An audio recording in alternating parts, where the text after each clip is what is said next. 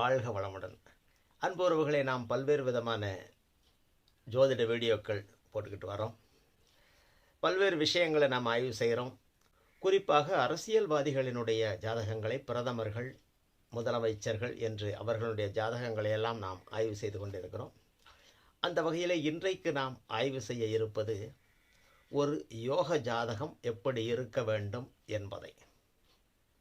அதற்கு உலகிலேயே அதிகப்படியான யோகம் பெற்ற முதன்மை கோடீஸ்வரராக இருக்கக்கூடிய எலான் மஸ்க் அவர்களினுடைய ஜாதகத்தை நாம் இன்றைக்கு ஆய்வு செய்ய இருக்கிறோம். ஏன் அப்படின்னா, இப்போ சாதாரணமாக லட்சாதிபதியாக கோடீஸ்வரனா காரு பங்களான்னு சகல வசதிகளோடு இருப்பது என்பதும் பலர் இருக்கிறார்கள்.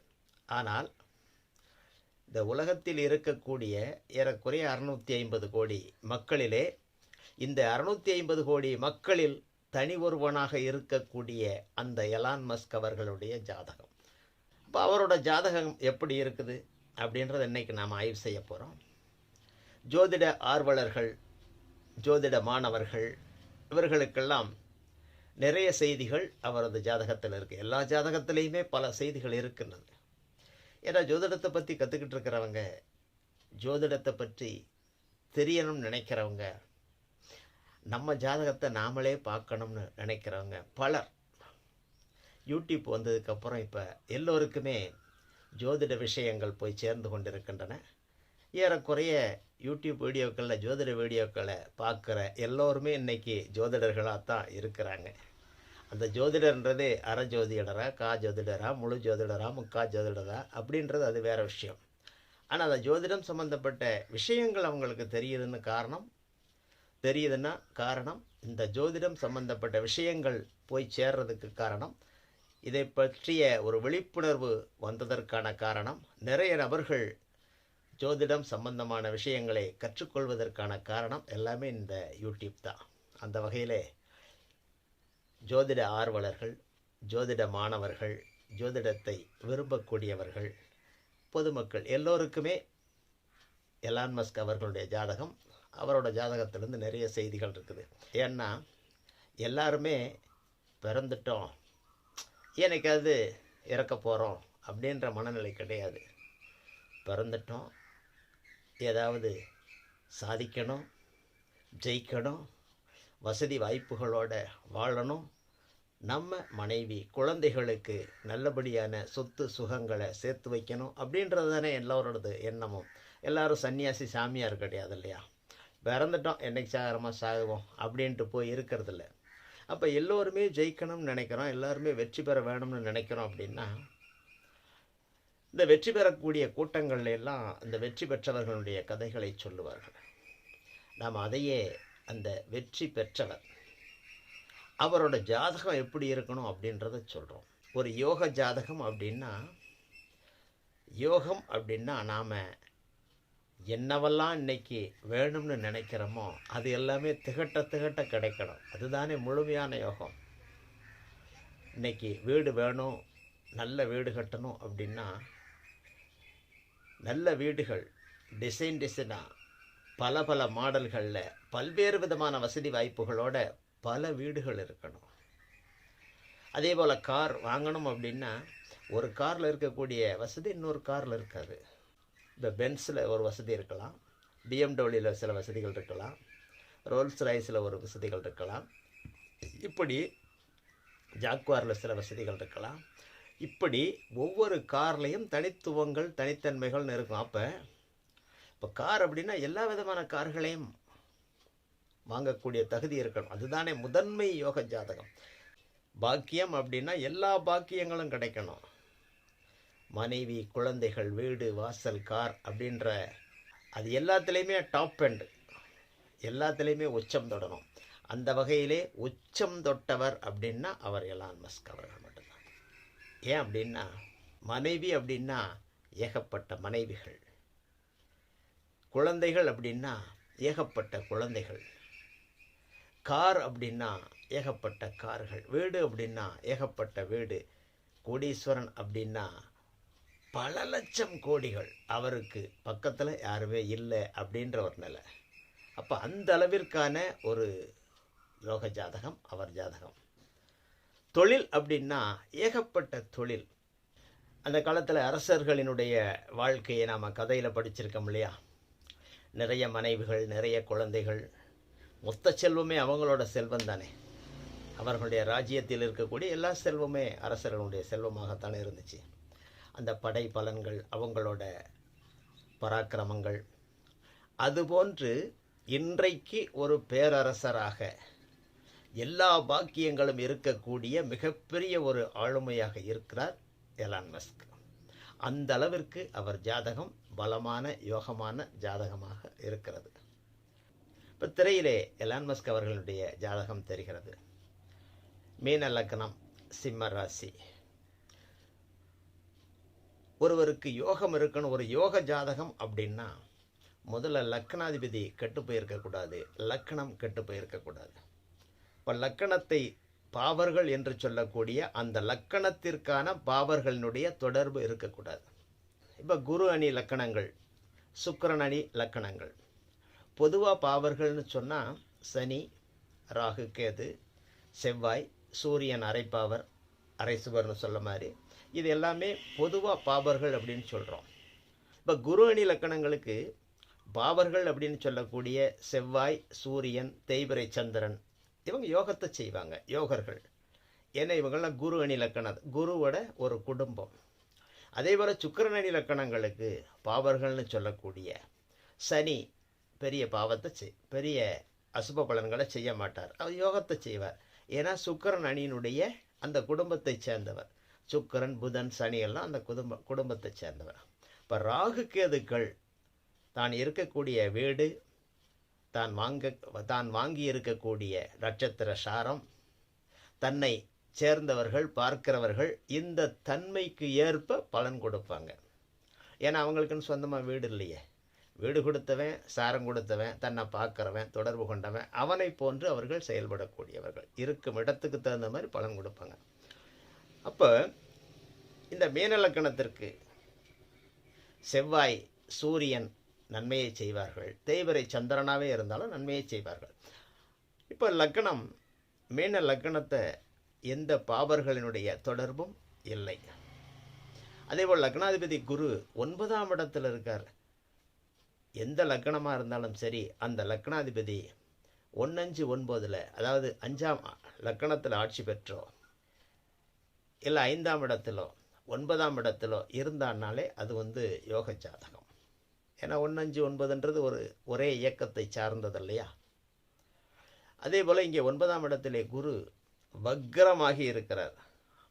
அப்போ குரு வக்ரமாகி இருக்காரு அப்படின்னா எந்த ஒரு கிரகம் வக்ரமானாலும் இயல்புக்கு மாறாக இருக்கிறது, அது அதீத பலமாகி இருக்கிறது அப்படின்ற ஒரு நிலையும் இருக்குது. இயல்பு அப்படின்னா இப்போ குரு இயல்பிலே என்ன? நல்ல விஷயங்களையெல்லாம் சுபகாரியங்களையெல்லாம் கொடுக்கிறவர். அப்போ இயல்புக்கு மாறி இருக்கிறார் அப்படின்னா சுபகாரியங்கள் கொடுப்பாரா அப்படின்னா கிடையாது. சுபகாரியங்களை இன்னும் சூப்பராக கொடுப்பார் அப்படின்றது தான். ஏன்னா அசுபர்களுடைய தொடர்பு இல்லை. அப்போ குரு 9ஆம் இடத்திலே பாக்கியஸ்தானத்திலே வக்ரமாக வலுவாக இருக்கிறார். அந்த பாக்கியத்தை பிரம்மாண்டமாக கொடுப்பார் அப்படின்னு சொல்கிறதான். லக்னாதிபதியான குரு பகவான் 9ஆம் இடம்னு சொல்லக்கூடிய பாக்கியஸ்தானத்தில் இருக்கிறது மட்டுமில்ல, அந்த 9ஆம் இடத்துக்கு சொந்தக்காரன் செவ்வாய் குருவினுடைய நட்பு கிரகம். அப்போ நட்பு வீட்டிலையும் இருக்கிறார். அந்த 9ஆம் அதிபதியான செவ்வாய் 11ஆம் இடம்னு சொல்லக்கூடிய லாபஸ்தானத்தில் இருக்கார். அந்த லாபஸ்தானமான மகரத்தில் மகர ராகு, 11ஆம் இட ராகு யோக ராகுவினுடைய இணைவில் இருக்கிறார். இப்போ குரு பாக்கியஸ்தானத்தில் மட்டுமில்லை, அந்த பாக்கியஸ்தானாதிபதியும் லாபஸ்தானத்திலே பிரம்மாண்டமான யோகத்தை கொடுக்கும் இடத்துல இருக்கிறார். குரு பகவான் அந்த பாக்கியஸ்தானத்தில் இருந்து லக்கணத்தை பார்த்து லக்கணத்திற்கு எல்லா விதமான பாக்கியங்களையும் உலகத்தின் அனைத்து யோகத்தையும் கொடுக்கும் விதமாக 5ஆம் பார்வையாக லக்கணத்தை பார்க்கிறார். இதுதான் ஒரு சூப்பரான யோக ஜாதகம். சரி, லக்னாதிபதி 9ஆம் இடத்துல வலுவாக இருக்கார். லக்கணத்தை எந்த விதமான பாவகிரகங்களின் பார்வை இல்லாமல் லக்கணமும் சுத்தமாக நல்லா இருக்குது. 2-9 கூடிய செவ்வாய் ராகுவோடு சேர்ந்து 11ஆம் இடத்துல லாபஸ்தானத்தில் இருக்கிறான். இப்போ ராகு நல்லா இருக்கானா கெட்டிருக்கானான்னு பார்ப்போம்.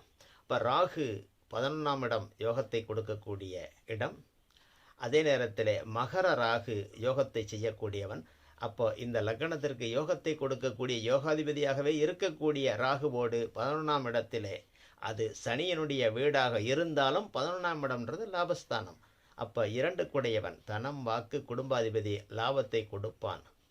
அவனுடைய இன்னொரு காரகமான 9ஆம் இடம், 9ஆம் இடம் என்று சொல்லக்கூடிய தந்தையின் மூலமாக தந்தை ஸ்தானாதிபதி, அதே நேரத்தில் பாக்கியாதிபதி. அப்போ பாக்கியாதிபதி லாபஸ்தானத்தில் இருக்கிறான். இப்போ நல்ல நிலையில் இருக்கிறான். சரி, 3 குடையவன் ஆட்சியாக இருக்கிறான். முயற்சி ஸ்தானம் நல்லா இருக்குது. ஆனால் 3ல் சனி இருந்து 3ஆம் இடத்தை கெடுக்கிறானே அப்படின்னா, அந்த 3ஆம் இடத்தினுடைய சனி விரையாதிபதியாகவும் இருக்கிறானே, அதே நேரத்தில் லாபாதிபதியாகவும் இருக்கிறானே, லாபம் கெடுமா அப்படின்னா? ஏன்னா சனி சுக்கிரன் 2 பேருமே இந்த குருவனுடைய லக்கணத்துக்கு நல்லதை செய்ய மாட்டாங்களே. அதே நேரத்தில் அந்த 3ஆம் அதிபதி அட்டமாதிபதியாகவும் ஆகி 3ஆம் இடத்துல அவர் ஆட்சியில் இருக்கிறாரே அப்படின்னா, குருவினுடைய பார்வை லக்னத்தையும் பார்க்குது. அடுத்து 7ஆம் பார்வையாக அந்த 3ஆம் இடமான சனி சுக்கிரன் அமர்ந்திருக்கக்கூடிய ரிஷபத்தையும் குருவினுடைய பார்வை 7ஆம் பார்வை விழுகுது. அப்போ குருவினுடைய புனிதமான ஒளி சனி சுக்கிரன் மேல் பட்டதால் சனியும் சுக்கிரனும் இங்கே புனிதனாகி விட்டார்கள். யோகத்தை செய்யக்கூடிய நிலைக்கு தள்ளப்பட்டு விட்டார்கள். அதே சனி சுக்கிரன் 7ஆம் பார்வையாக அதே வக்ர குருவையும் பார்க்கிறார்கள். இப்போ சனியும் சுக்கிரனும் சுபர்களாகிவிட்டார்கள், கூடுதல் சுபத்தன்மையாகிவிட்டார்கள். ஆனால் சனியினுடைய பார்வை குருவின் மீது விழுவதால் குரு தான் லேசாக கொஞ்சம் பங்கப்பட்டிருக்கார். குருவினுடைய நல்ல மஞ்சள் சட்டை போட்டிருக்கிற குரு சனியினுடைய லேசான அழுக்கு அந்த மஞ்சள் சட்டை மேலே விழுந்திருக்கு. இருந்தாலும் குரு தானே. சனி சுக்கிரன் இருவரும் இங்கே சுபத்துவமாகிவிட்டார்கள். அப்போ 3ஆம் இடத்திலே 3ஆம் இடம்னு சொல்லக்கூடிய முயற்சி, 3ஆம் இடம் சொல்லக்கூடிய தகவல் தொடர்பு, 3ஆம் இடம் என்று சொல்லக்கூடிய மாற்றம், 3ஆம் இடம் என்று சொல்லக்கூடிய சிறு பயணம். அப்போ இதன் மூலமாக எல்லாம் அவருக்கு லாபம் கிடைக்கும். ஏன்னா சனி லாபாதிபதியாகவும் வர்றார். 11 குடையவர் அவர் தானே, 12 குடையவராக வர்றாரே. அப்போ விரயம் கிடைக்குமா அப்படின்னா, 12ஆம் இடத்தினுடைய விரயம் என்ற அசுப பலனை விட 12ஆம் இடம் என்று சொல்லக்கூடிய வெளிநாடு தூரதேச பயணம் அதன் மூலமாக லாபத்தை கொடுக்கும். ஆமாம், இவர் தென்னாப்பிரிக்காவில் பிறந்த எலான் மஸ்க்கு அமெரிக்காவில் போய்த்தான் இந்த அச்சீவ்மெண்ட்லாம் பண்ணுறாரு. அங்கே போய் தான் ஜெயிக்கிறாரு. சனி 12ஆம் இடத்ததிபதியான சனி மாற்றம் அப்படின்னு சொல்லக்கூடிய 3ஆம் இடத்தில் அமர்ந்து வெளிநாட்டின் மூலமாக மாற்றங்களை இவருக்கு கொடுத்துட்டார். இவரோட முயற்சிகளுக்கெல்லாம் சக்ஸஸ், எடுக்கின்ற காரியங்களெல்லாம் வெற்றி அடைந்தது. இவரது கம்யூனிகேஷன் தகவல் தொடர்பு அதானே ஸ்பேஸ் எக்ஸ் நமக்கு சொல்லுது. அதே நேரத்தில் 3ஆம் இடம் சொல்கிறது சிறு பயணம். அப்போ சிறு பயணங்களை குறிக்கக்கூடிய விஷயங்கள்லாம் இவருக்கு லாபத்தை கொடுத்தது. அடுத்து அங்கே இருக்கக்கூடிய சுக்கிரன். அப்போ சுக்கிரனுடைய காரகங்கள், சுக்கிரன்னாலே லக்ஸரி கார், 3ஆம் இடம்னா பயணம். அதே சுக்கிரன் அட்டமாதிபதியாகவும் வர்றான்.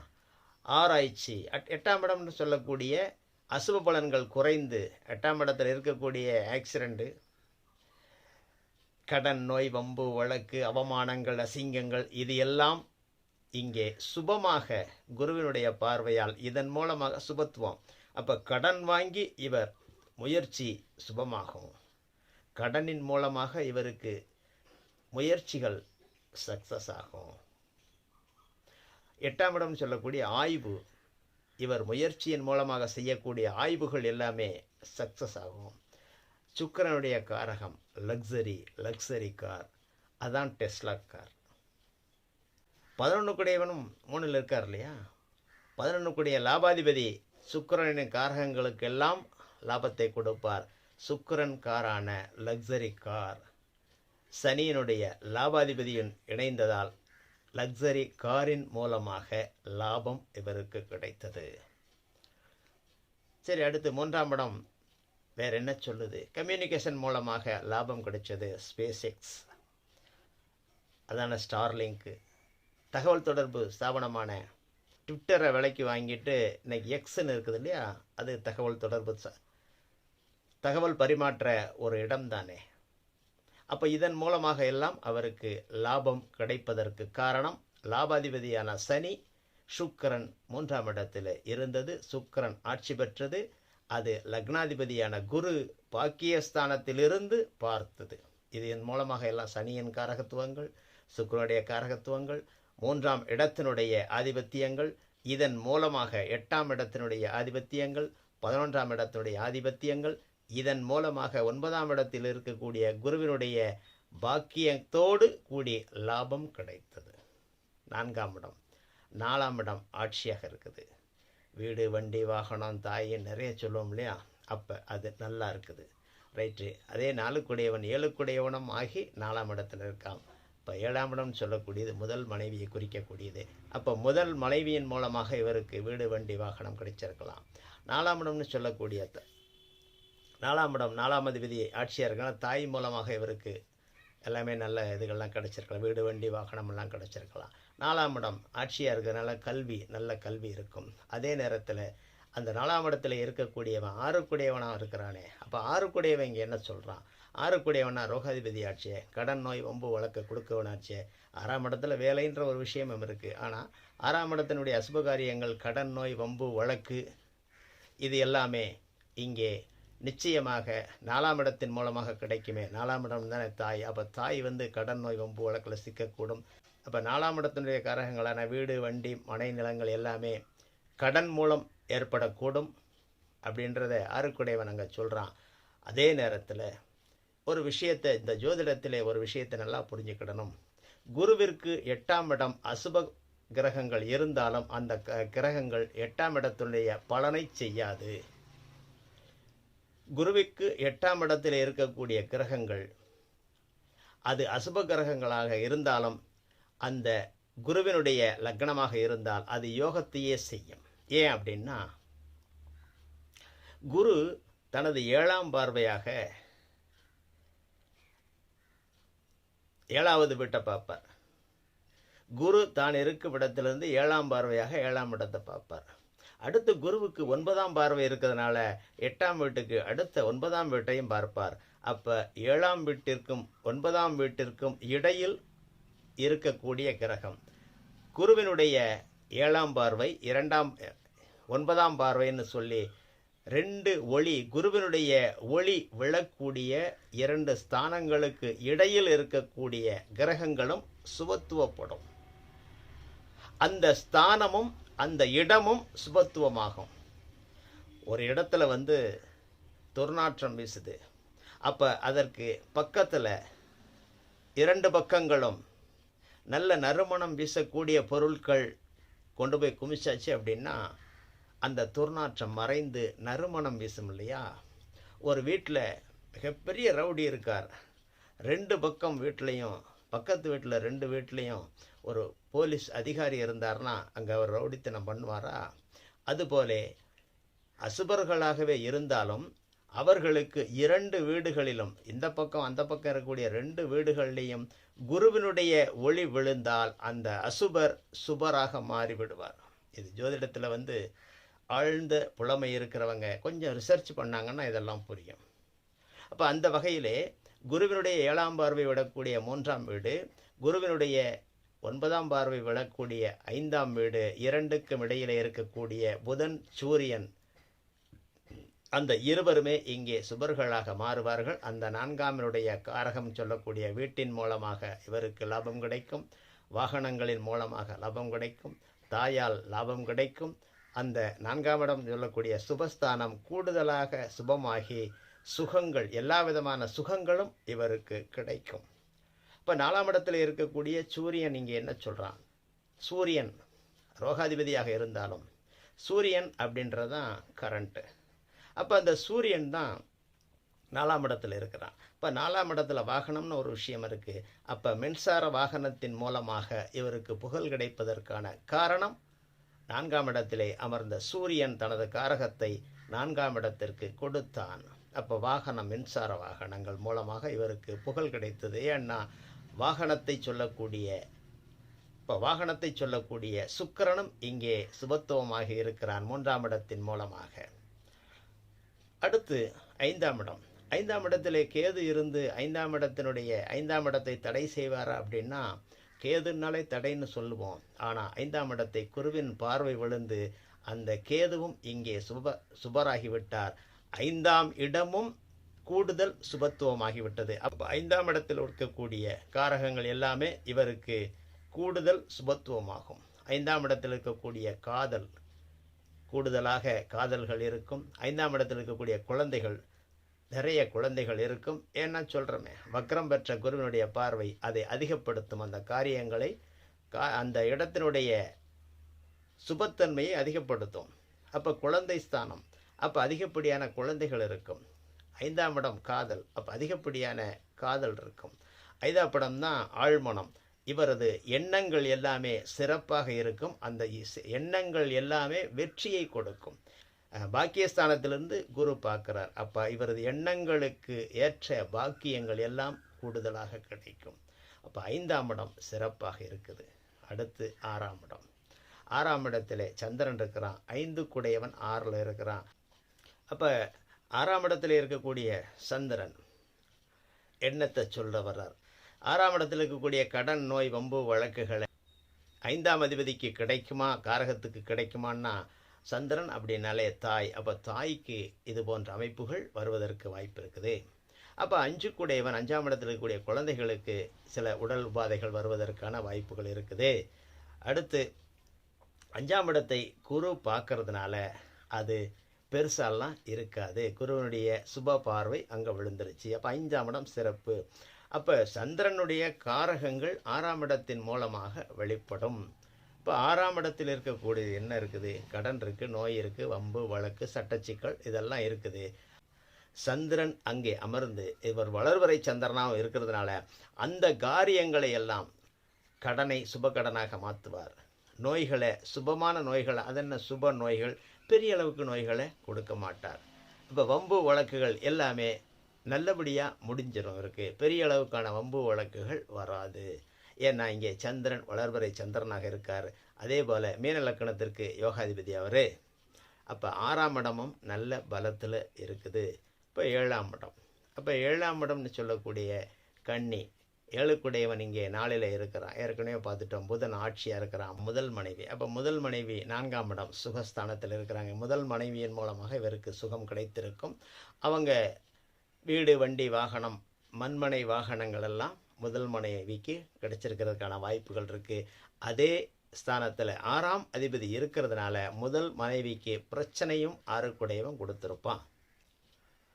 அப்போ பிரச்சனை அப்படின்னா அப்போ முதல் மனைவிக்கும் இவருக்கும் பிரச்சனை உருவாகி இருக்கும் அப்படின்றத சுட்டி காட்டுது.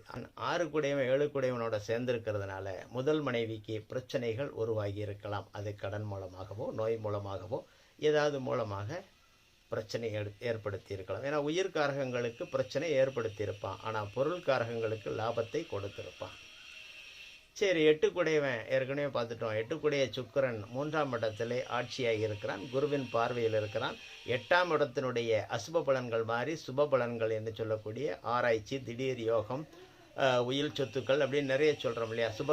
சுப காரகங்கள் அது எல்லாமே 8ஆம் இடத்தினுடைய சுப விஷயங்கள் எல்லாமே இவருக்கு நடத்திருக்கும்.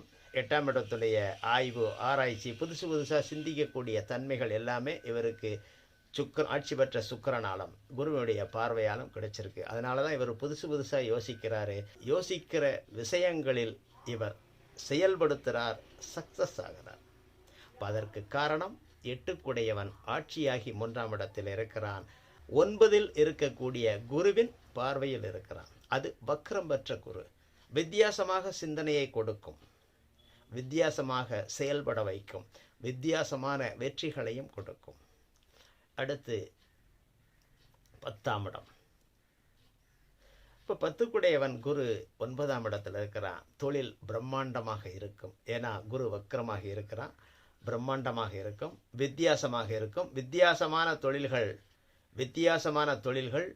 வித்தியாசமான சிந்தனை, வித்தியாசமான தொழில்களின் மூலமாக இவருக்கு பாக்கியங்கள் கிடைக்கும். சரி, 11ஆம் இடம்.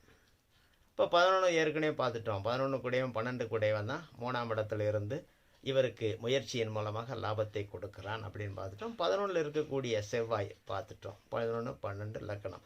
அப்போ பொதுவாக ஒரு யோக ஜாதகத்திலே எந்த கிரகங்கள் எப்படி இருக்கணும் அப்படின்றத எலான் மஸ்கோட ஜாதகத்திலே நாம் பார்க்கிறோம். லக்கணம் நல்லா இருக்குது, லக்னாதிபதி நல்லா இருக்கிறான்.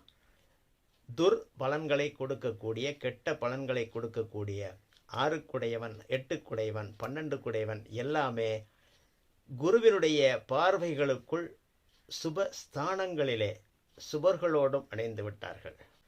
மீன லக்கணத்திற்கு அவயோகத்தை கொடுக்கக்கூடியவர் புதனாக இருந்தாலும், அவரோடு சூரியன் இணைந்தாலும் குருவினுடைய ஒளி எல்லைக்குள் இருவரும் விழுந்ததுனால அவர் புதனும் இங்கே சுபராகிவிட்டார். அதனால தான் சிறப்பான ஒரு அறிவு. இங்கே 6ஆம் அதிபதி சூரியனும் 4ஆம் இடத்திலே நல்ல இடத்திலிருந்து குருவினுடைய ஒளி எல்லைகளுக்குள், ஏன்னா அவர் இருக்கிற 2 வீட்டுக்கும் இடையில இருக்கிறாங்க. இப்போ 3ஆம் வீட்லேயும் ஒளி விழுகுது, 5ஆம் வீட்லேயும் ஒளி விழுகுது, குருவினுடைய ஒளி விழுகுது. அந்த 2 வெளிச்சம், இப்போ ஒரு இடத்துல இருட்டு இருக்குது, பக்கத்து வீட்லேயும் இந்த வீட்லேயும் 2 வீட்லேயும் லைட்டு போட்டாங்கன்னா அந்த வெளிச்சம், இருட்டாக இருக்கிற வீடு வெளிச்சமாயிரும் இல்லையா? அதுபோல குருவினுடைய ஒளி விழக்கூடிய இடத்திலே புதன் சூரியன் இருப்பதால் 6ஆம் அதிபதி நல்ல நிலைக்கு போயிட்டார். 12ஆம் அதிபதி 8ஆம் அதிபதி 3ஆம் இடத்தில் இருக்கிறார்கள். 2 பேரையுமே குரு தனது 7ஆம் பார்வையாக பார்த்து இருவரையுமே சுபத்துவப்படுத்தி விட்டார். அப்போ கெட்டவர்கள் பாவர்கள் அப்படின்னு சொல்லி இங்கே யாருமே இல்லை, எல்லோருமே இங்கே புனிதராகிவிட்டார்கள். அப்போ ராகு கேதுக்கள், அப்போ கேது கெடுப்பாரா தடுப்பாரா அப்படின்னா, இப்போ கேதுவையும் குரு பார்த்து விட்டார். குரு பார்வைக்குள் கேது விட்டார். அதே நேரத்தில் கேதுக்கு வீடு கொடுத்த சந்திரன் வளர்வரை சந்திரனாகவே இருக்கிறார். வீடு கொடுத்த சந்திரனும் அவரோட நட்பு வீட்டில் நல்ல இடத்துல 2ஆம் இடத்துல தான் இருக்கிறார். கேதுவை குருவினுடைய பார்வையிலும் கேது இருக்கிறார். அப்போ கேது நல்லவராயிட்டார். அடுத்த ராகு, 11ஆம் இட ராகு நல்லதை செய்வார். அதே நேரத்தில் மகர ராகு நல்லதை செய்வார். அவர் யார் கூட இருக்கிறார்? செவ்வாய். செவ்வாய் அசுபராக இருந்தால் பாவர்னு சொன்னாலும் இந்த லக்கணத்திற்கு, குருவுடைய லக்கணத்திற்கு செவ்வாய் யோகக்காரகன். அவர் 2, 9 குடையவனோடு இணைந்திருக்கக்கூடிய ராகு. அப்போ ராகுவும் இங்கே புனிதராகிவிட்டார், நல்லதை செய்யக்கூடிய நிலைக்கு வந்துட்டார். இப்போ 9 கிரகங்களும் எந்த கிரகமும் பெரிய அளவிற்கு கெடுதல் செய்ய முடியாத ஒரு நிலை. அதனால தான் முதன்மை கோடீஸ்வரர் என்ற நிலையிலே எலான் மஸ்க் அவர்கள் இருக்கிறார்கள். அவர் பிறந்த காலத்திலே பூரம் 1 சுக்கிரனுடைய நட்சத்திரத்திலே பூரம் 1ஆம் பாதத்திலே பிறந்த காரணத்தினால் நீண்ட காலமாக சுக்கிரதசை, ஒரு 18 வருஷம் சுக்கிரதசை போயிருக்குது. இப்போ 18 வருஷம் நடந்த சுக்கிரதசை இவருக்கு கல்வியை கொடுத்திருக்குது. அந்த சுக்கிரதசைக்கு அடுத்து வந்த தசைகள் எல்லாமே அடுத்து இந்த லக்கணத்திற்கு சூரிய தசையாக இருக்கட்டும், அடுத்து சந்திர தசையாக இருக்கட்டும், அடுத்து செவ்வாய் தசையாக இருக்கட்டும், அந்த செவ்வாயுடன் கூடிய ராகு தசை, இப்போ ராகு தசை போய்கிட்டு இருக்கு. அடுத்தடுத்து வரக்கூடிய எல்லா தசைகளும் யோக தசைகளாக வந்திருக்கிறது. அதுதான் யோக ஜாதகம். ஒரு யோக ஜாதகம் ஒருத்தர் இறைவன் இவனை உலகத்தினுடைய முதன்மை நபராக மாத்திரணும், அப்படி உருவாக்கிறணும்னு இறைவன் நினச்சி ஒரு பிறப்பை இங்கே இந்த புலகத்தில் படைத்து விட்டான். அப்படின்னா அந்த கிரகங்களை மட்டும் நல்லா வைக்கிறதில்ல, அடுத்தடுத்து நடக்கக்கூடிய தசாபலன்கள், தசைகள் எல்லாமே யோக தசைகளாகவே இருக்கும். இப்போ இவர் பிறந்ததிலிருந்து இன்னைக்கு வரைக்கும் நடக்கக்கூடிய எல்லா தசைகளுமே யோக தசைகள்.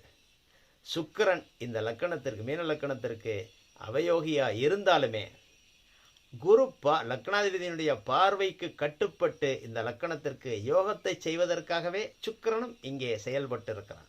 எலான் மஸ்க் அவர்கள் பிறந்தது முதல் இன்றைக்கு வரைக்கும் நடக்கக்கூடிய எல்லா திசைகளுமே யோக திசைகளாகி 12 வீடும் யோகத்தை கொடுக்கக்கூடிய வீடுகள் சுப ஸ்தானங்களாகி 9 கிரகங்களும் குருவினுடைய பார்வையாலும் மற்ற இந்த லக்கணத்தினுடைய சுபர்களினுடைய பார்வையாலும் சேர்க்கையாலும் இந்த லக்கணத்திற்கு எலான் மஸ்க் அவர்களுக்கு யோகத்தை செய்யவே கடமைப்பட்டு இருக்கின்றன அப்படின்றத எலான் மஸ்க் ஜாதகம் சொல்லுது.